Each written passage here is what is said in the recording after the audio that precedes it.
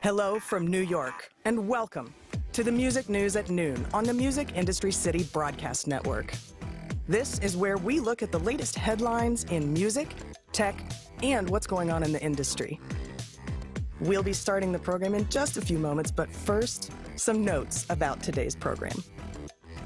Feel free to invite your friends to join in this show, and if you'd like to offer your thoughts on any of today's topics, you can request to join the stage and participate in the discussion, or comment in the chat in the video stream. You can find all of today's headlines on our website, musicindustrycity.com. Just head to the latest Music News at Noon post to see all the articles we referenced during today's broadcast. You can also register for free to get unlimited access to all the articles, news, and events in the city. And you may also watch us live on the video stream right from the website or on the Music Industry City YouTube channel. All right, is everybody ready? We begin our countdown right now.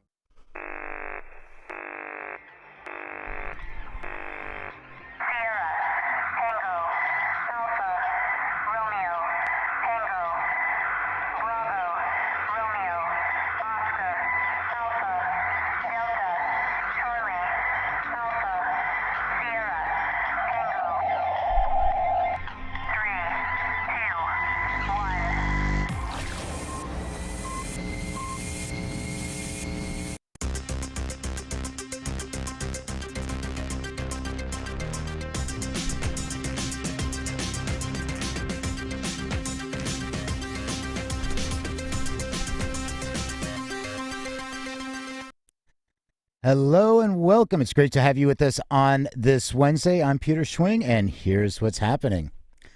Kobalt sells fun for $1.1 billion. Electric Daisy Carnival now is going to live in Roblox. UK Antitrust Regulator probes the streaming market. Amazon Music goes spatial. And Instagram will let their users co-author posts and share likes. Plus, our daily Spotify update. Those stories are coming up. But first, let's take a look at this day in music history. All right, this is where we honor those who have passed away, those who were born on this day, and some interesting tidbits of historic information.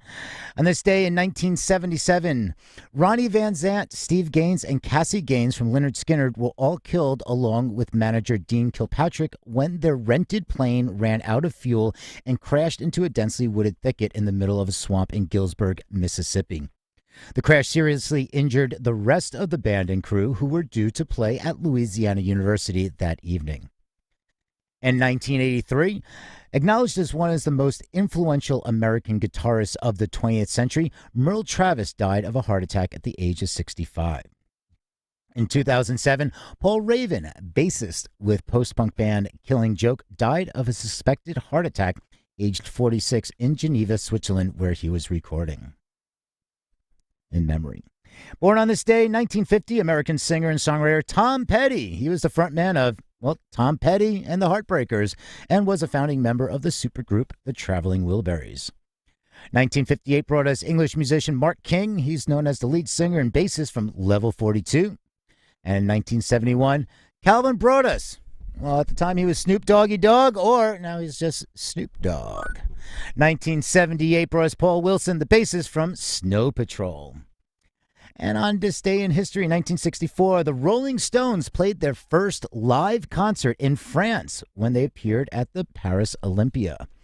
And in 1978, this is all about debuts. Everything was debuting in this day in history. In 1978, the Police made their U.S. debut at CBGB's in New York. The trio had flown on low-cost tickets with lacquer airtrain from the U.K., carrying their instruments as hand luggage. In 2003, Amy Winehouse released her debut album, Frank, named after Frank Sinatra. And that does it for this day in history. All right, to set the stage For discussion, we provide informed perspectives and commentary on current headlines. If you'd like to offer your thoughts on one of today's topics, you can request to join the stage. I'd also like to say hi to everyone that is viewing our show in the video live stream or on YouTube or directly from the Music Industry City website. To stay up to date on this and all other programming, you can sign up at musicindustrycity.com for more news, articles, and events. And with that, let's get to it.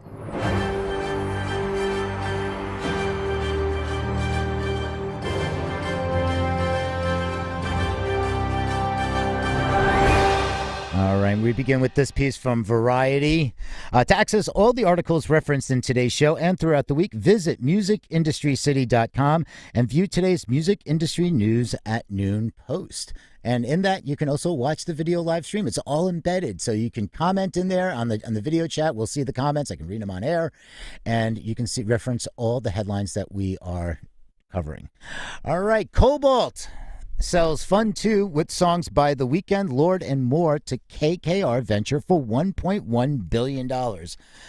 Just in case we haven't heard enough of mergers, acquisitions, selling, and buying, this is adding to it. The global investment firm KKR and Kobalt Capital Limited have announced that KKR has purchased the KMR Music Royalties 2 portfolio from KCL for roughly $1.1 billion. The collection features songs by The Weeknd, Lorde, and other musicians from various genres.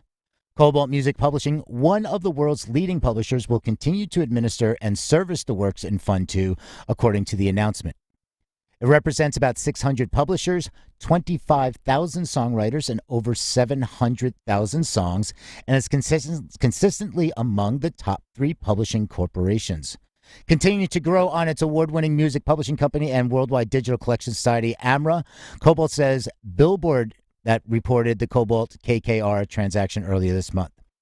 Chord Music Partners, a platform created by KKR and Dundee Partners, closed the deal. KKR will also contribute other music assets purchased in the last year to Chord, which was developed by music strategy consultancy M Theory. Sources say Kobalt, which sold 33,000 copyrights to Hypnosis songs for over $322 million last year, has been negotiating for months. The company was founded in 2000 on the principles of transparency and technology, allowing artists to see their earnings in real time, defying the industry's previously opaque royalty practices, and attracting major artists like Paul McCartney, Max Martin, Childish Gambino, and Dave Grohl. Despite its AMRA digital collecting organization being one of the world's largest, industry sources told Variety that it has faced hurdles when other publishers adopted similar tactics. Well, congrats to Willard and team. I'm an old Kobalt. I was at Kobalt on the Sync team back in 2010. So yeah, and I remember that was 10 years. That was their 10-year anniversary. We had a great party on the boat on the Thames River to celebrate. And yeah, that was fun.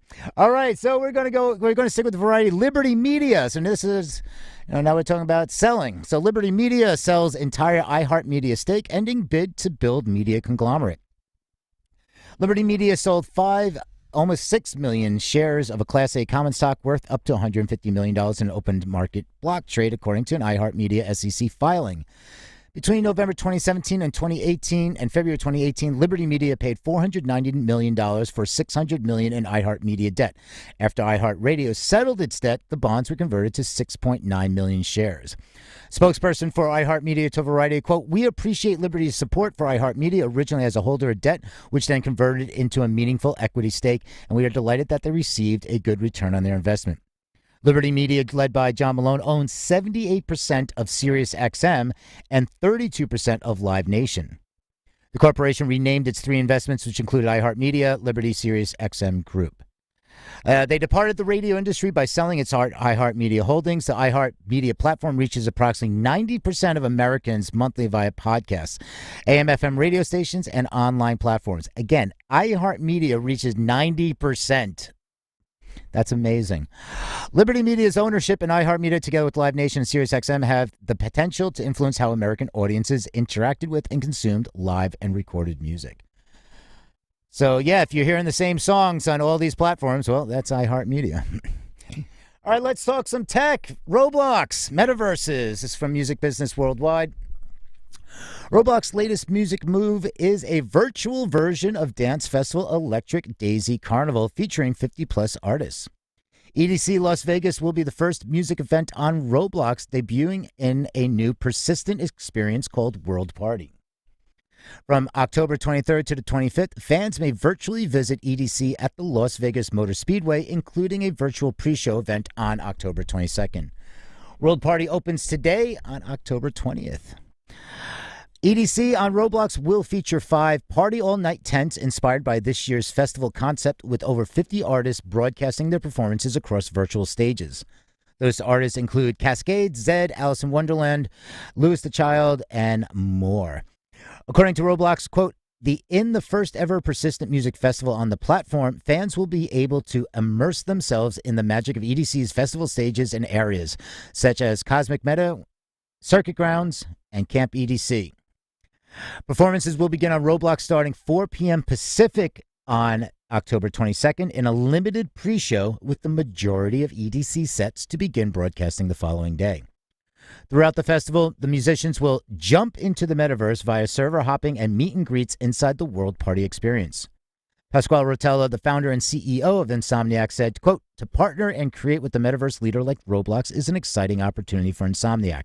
Bringing people from all over the world together through art and experience is a goal we've always working hard to achieve, and together with Roblox, we are able to expand into the digital world. Right, yeah, I'm going to check that out. If anybody else is into this metaverse, VR, and all that stuff, yeah, definitely.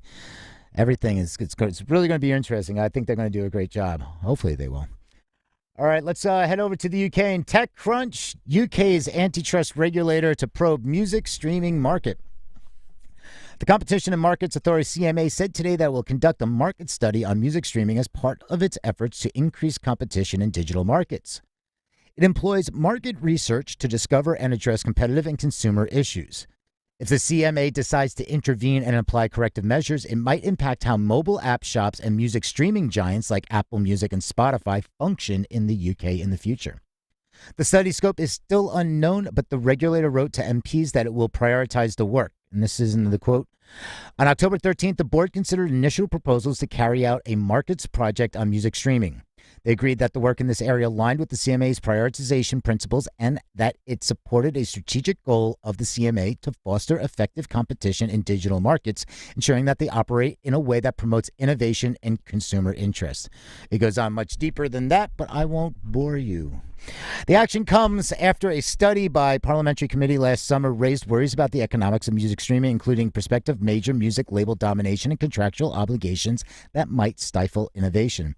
Recently, the government asked the CMA to look into market economics to address concerns about transparency and fairness. And in April, the Competition Commission charged Apple with an antitrust infraction related to competition in the music streaming services sector. Even while Spotify has long complained about Apple's unfair terms, the EU's competition commissioner, Margaret Vestager, claims the issue isn't about Spotify, but rather the conditions Apple puts on all music streaming companies wanting to reach customers via its App Store. If the UK regulators find issues, it may recommend changing or regulations or public policy, encouraging businesses to self-regulate, pursuing consumer or competition law enforcement against enterprises, or opening a more in-depth market probe. Whew, yeah, this is, and yesterday we talked about, how Spotify is saying great to the U.S., like looking into antitrust with Apple and like all these. And it's like, okay, well, that's great for Spotify there because it affects Spotify. But then Spotify is like considered like doing the same thing. So they're doing the same thing that others are trying to do, but they're saying no to that, but yes to that. So, just flipping the coin. Let's move over to Ireland. Just the Irish industry devastated by unexpected restrictions. This is from IQ Mag. From October 22nd, audiences for indoor live events, theater and live entertainment and sporting events must be totally seated, with standing permitted only at seats. Promoters that have booked standing-only events will be impacted by the relocation. Indoor activities will also require COVID-19 digital certificates. MCD's Shane Dunn calls the news devastating for the Irish live music sector. He wrote on Twitter, quote, "There's a bit of spin out there that there's some good news here, but make no mistake about it, today is a devastating day for the commercial live music business in Ireland. According to the country's National Public Health Emergency Team, masks and social isolation are required until February. From September 6th, indoor events and mass gatherings in Ireland were able to take place at 60% of venues' capacity, where all patrons are immune, fully vaccinated, or recovered from COVID-19 within the previous 6 months. The government had previously set out its intention to effectively end all restrictions from October 22nd, but that didn't happen. The BD Festival in Glendale had been postponed based on comments made by Taoiseach Michael Martin. A statement on its Facebook page said, quote, "A lack of clarity and resultant uncertainty reinforces our decision to postpone the event until April 22nd, 2022. BD Festival cannot operate with any hint of social distancing or public health measures. Unfortunately, BD Festival was planned and tickets were sold on the basis that there would be no restrictions or any public health measures in place." So they say it goes on. BD's festival took 2 years to plan, and they are devastated and heartbroken. And several promoters have also warned IQ that performance cancellations are imminent. All right, well, if we can't go live, let's talk about live streaming. And this was from Firefly. Again, we're going to stay on IQ Mag. This is 100,000 fans tuned into Firefly's live stream, says Mandolin. The U.S. festival featured Billie Eilish, Tame Impala, The Killers, Lizzo, and Phoebe Bridgers, among others. As an official partner of the festival, Mandolin users got instant access to the live stream, and new fans could tune in for free by registering an account. According to Celebrity Access, Mandolin says the festival stream was watched by over 100,000 fans during the event, which covered 70 artist performances on 4 stages. They watched for an average of 78 minutes each, for a total of nearly 2 million minutes, or 29,533 hours. The festival's live webcast was received by viewers in 134 nations. They go on to say that the majority of views were attributed to Billie Eilish's headline performance on the festival's main Firefly stage. Mandolin offers virtual VIP meet and greets with chosen performances via its VIP suite, and that is a new feature to the Mandolin Live Plus platform.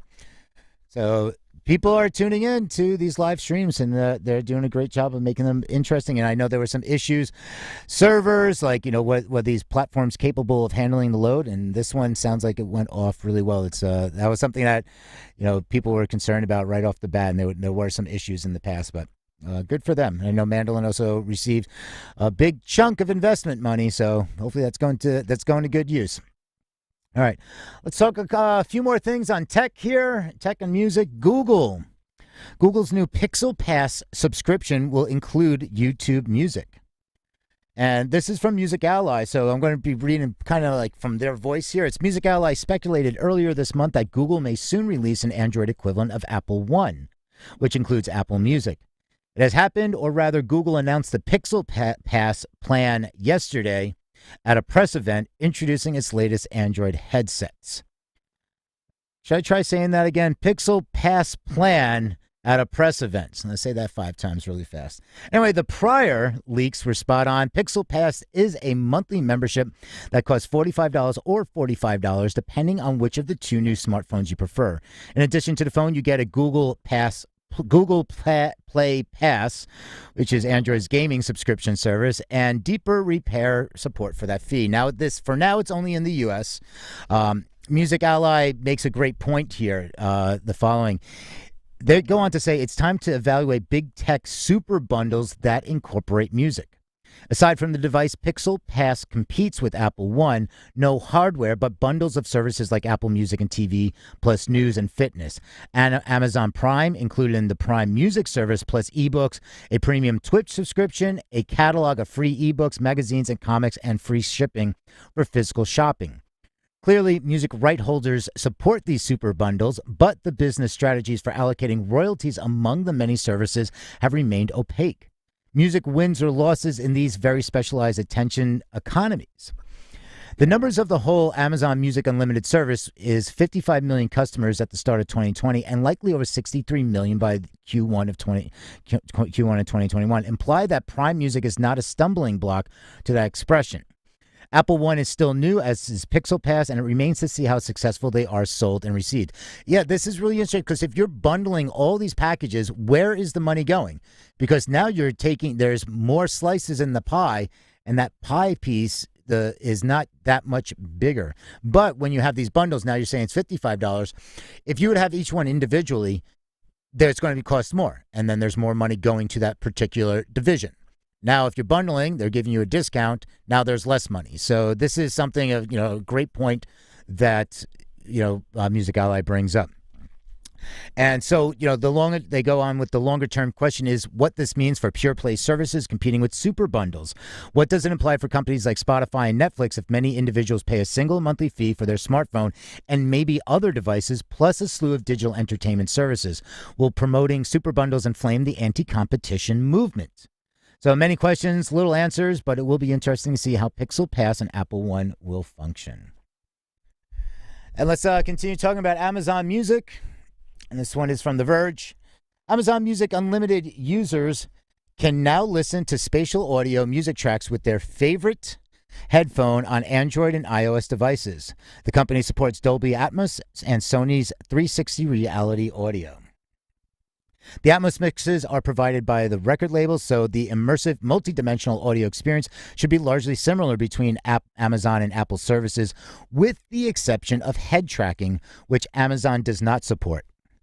Apple's new third-gen AirPods, AirPods Pro, and AirPods Max all have the option for dynamic head tracking, which provide a unique sound experience as you move your head in various directions.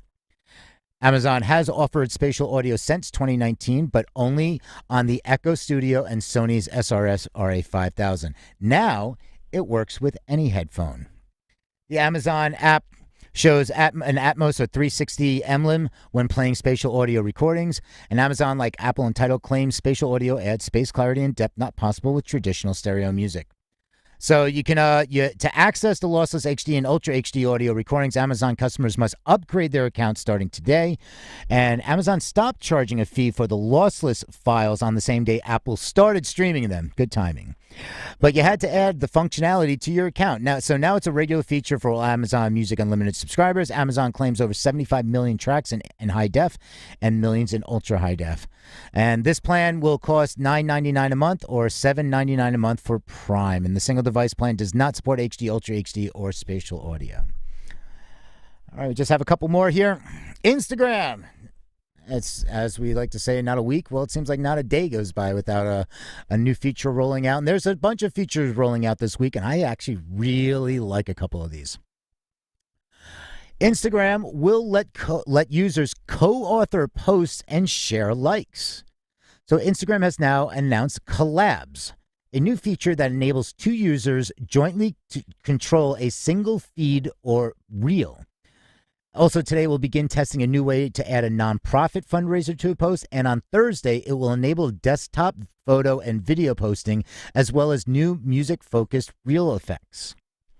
With collabs, so how it works is two accounts can co-author a post or reel. They'll share the same comment thread, views, and likes. From the tagging section, you just enable collabs. The second account must accept the invite. So if I'm here and like Lynn and I work on something together, we can make one post, we can collaborate on it, and we both see the comments and we all see the likes. So it's generating, the question is, does it show up on both feeds? I guess it would then. That'd be interesting. Yeah. So following a short test earlier this year, the service will allow users to publish photographs and videos from desktop browsers starting this Thursday. Yes, finally.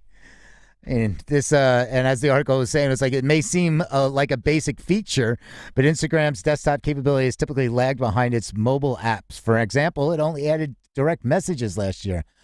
Oh, I'm so happy about this. There used to actually be a hack. There was a hack, and they closed out the hack. Somebody found a loophole where you could actually change something in the code, in your inspect code, and then just like it would allow you to upload, and then Instagram quickly shut that down. They just didn't want anybody using the desktop. All right, also on Thursday, Reels will also introduce two new music-related features. One is called Super Beat. It adds effects to a video to the beat of a song, and dynamic and 3D lyrics, which present the lyrics more interestingly. So for artists out there, you want to, pump up your lyrics. Like if you're doing something like, hey, this is a song I'm working on, you're going to now be able to do dynamic and 3D lyrics. So that's a really cool feature. I am happy about this desktop publishing. I think that's the one I'm most excited about. All right. And it's our favorite time of the show. Big green dot, it's the spot.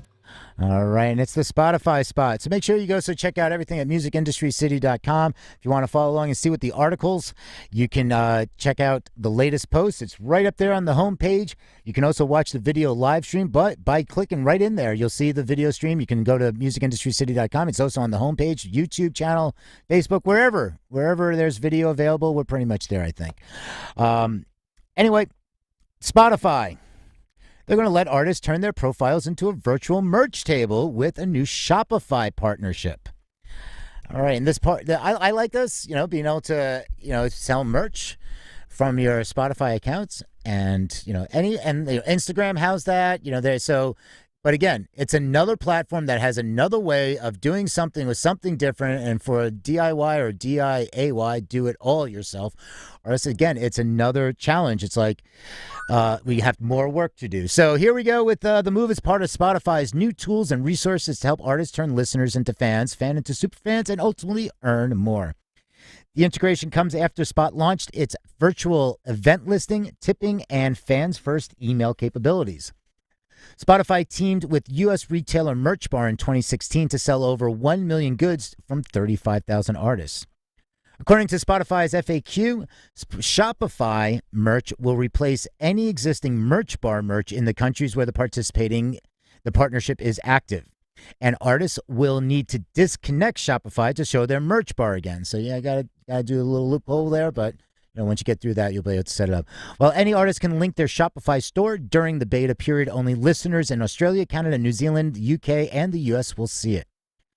On Shopify's front, they're offering a 90-day free trial to all Shopify artists signing up for their first time. Artists or their teams will require admin access to their Spotify for Artists accounts and a Shopify store to list merchandise on Spotify.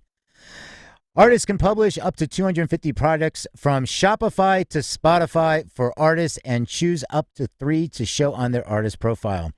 Spotify says that Shopify will let artists and their teams easily manage the inventory and control which items are featured on their profiles.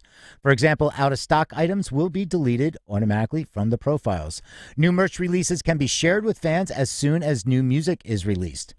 And then Spotify goes, we're excited to continue investing in new ways for artists to monetize their fan bases on Spotify. And so get started today. Reach your fans and followers and make your artist profile a virtual merch table. Whew, and that's it for the reads. I mean, and I'm just happy I don't have to say Spotify and Shopify again in a sentence for right now. That was getting a little tough there.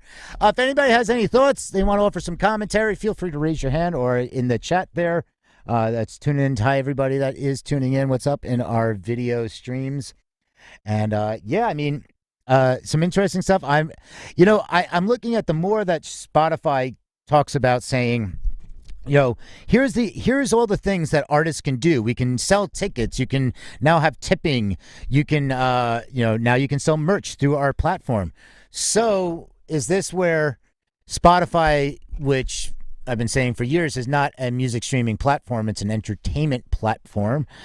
And their focus is no longer on music streaming. It's a big part, but hey, podcast, video, just wait until they really dial that, turn up that volume, turn up that switch there.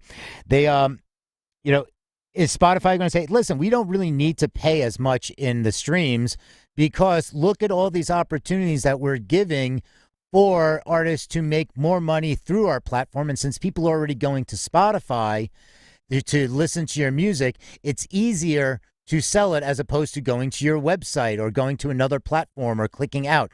So it's, these are the kind of angles that, that Spotify would be saying something along the line of, when they go up to the CRB and they talk about all these copyrights and, the licensing and the reports and, things like this, the royalties, and they've been, we talked about in the news the other day, is like they're asking for like the lowest rates in history. They're still fighting the 2019 ruling, or the 2017 ruling, whatever it was. Time is an illusion. This is an angle that Spotify can use. Like, look at what we're offering to, the musicians on Spotify, the artists. So, their goal, they help turn listeners into fans, fan into super fans, and ultimately earn more. So use our platform. We're not going to pay you as much for the music usage, but look at all these things that we can offer for you. So it's going to be interesting. I'm sure this is going to be part of that discussion that's going on. If anybody has some thoughts, feel free to jump up on the stage. And if not, we're going to start wrapping up here. Make sure to check out musicindustrycity.com. And for those who are registered, you can now update your profile. So click on that your icon at the top, which is that gray head, and put in a nice profile picture. So you click on that, you can go to profile, and there's on the left, there's like some icons. You'll see that roll over, and it's like you can update your profile, your social links, everything, update your background. So, your profile cover, and start posting in the community in the public square. You can post in the public square once you're logged in. It's not public. And so if people are not logged into the site, nobody's going to see what you post. So log in, post in the public square. If there's something you have questions about, you want to share something about the news, anything that you feel you want to talk about, make sure to go ahead, do that, or don't. It's up to you. But everything looks better with the profile picture. So with that being said, we are going to wrap up for today. And that does it for the music industry news at noon on this Wednesday from New York. I will see you tomorrow. Thanks for watching. I'm Peter Schwingen. Have a rocking day.